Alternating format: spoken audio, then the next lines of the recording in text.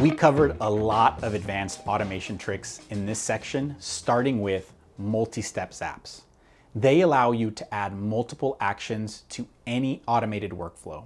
You also learned how and when to add a search step and how Zapier's in-house apps can beef up your workflows. You learned how to use Schedule to build a Zap that runs on a recurring basis, as well as using Delay to put your Zap in slow-mo. You also learned how to use Formatter to handle weird-looking data and how to set up your Zap to send text. Finally, you learned the difference between a filter and a path and when to use each one to build a smarter workflow. We just scratched the surface of everything you can do with Zapier's built-in apps. But now you're armed with a few extra tools to solve your toughest problems with automation. We'll see you in the next section.